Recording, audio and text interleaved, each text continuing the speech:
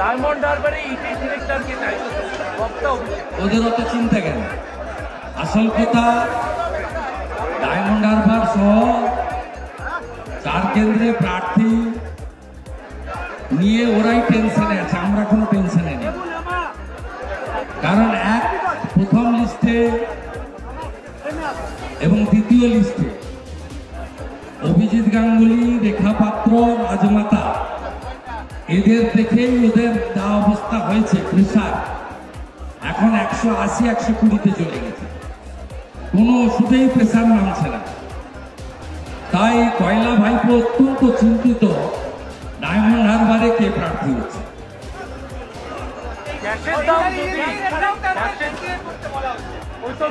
কে? হরিদাস পাল বলছে।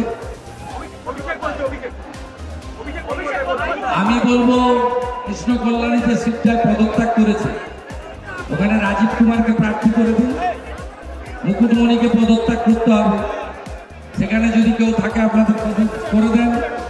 আর হরিকৃষ্ণ দ্বিবেদী আছে, আলাপন ব্যানার্জি আছে, বাগদাতে দাঁড় করিয়ে দেন, যদি ওটা এসসি রিজার্ভ হবে না।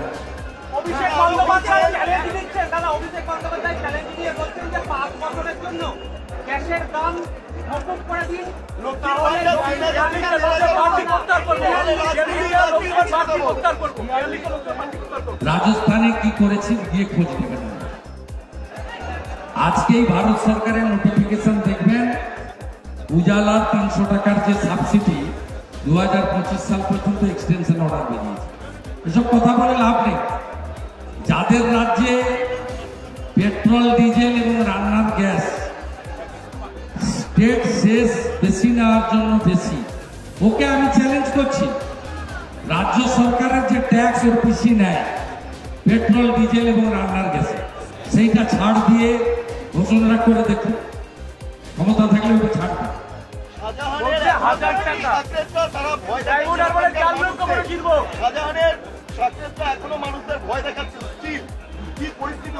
এখনো কিছু বাইরে আছে তো, জিয়ারউদ্দিন মোল্লা, আলমগীর, শিবু হাজরা, উত্তম সর্দার এবং শেখ শাহজাহান, এরা ভিতরে গেলেও এখনো বেশ কিছু গুন্ডা ওখানে আছে। ভরসা রাখুন এজেন্সির উপরে, বিচার ব্যবস্থার উপরে ভরসা রাখুন। প্রধানমন্ত্রী বলছেন 3000 কোটি ফেরত দেবেন। অমৃতা রায়ের সঙ্গে যে ফোন কনভারসেশন, প্রধানমন্ত্রী বলছেন 3000 কোটি ফেরত দেবে।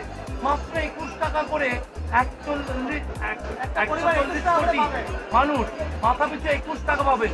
21 টাকার ভোট দিয়ে দেবেন। কেন 21 টাকা সবাই নেব কেন? আমি নেব কেন? আপনি নেবেন। ওর পিসি রোজ valley, Sarada, Alchemist, Pincon, আইকো, Bethell, এই যে চিটফান্ডের টাকাগুলো ওর পিসি ঝেড়েছে, 3000 কোটি টাকা চিটফান্ডের যারা সাফারার গরিব মানুষ, ডেলি আনতে ডেলি খান, মোদিজি তাদের টাকা ফেরত করাবেন।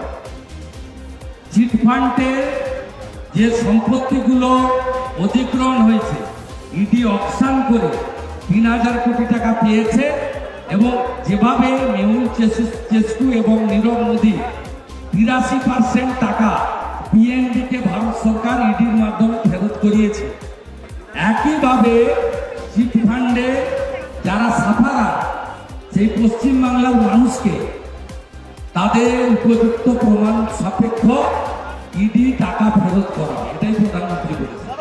আমাদের ভিডিও ভালো লাগলে লাইক এবং শেয়ার করুন। কমেন্ট সেকশনে গিয়ে জানান আপনাদের মতামত। আরও ভিডিও পেতে আমাদের চ্যানেল সাবস্ক্রাইব করুন এবং প্রতি মুহূর্তে খবরের আপডেট পেতে প্রেস করুন বেল আইকন।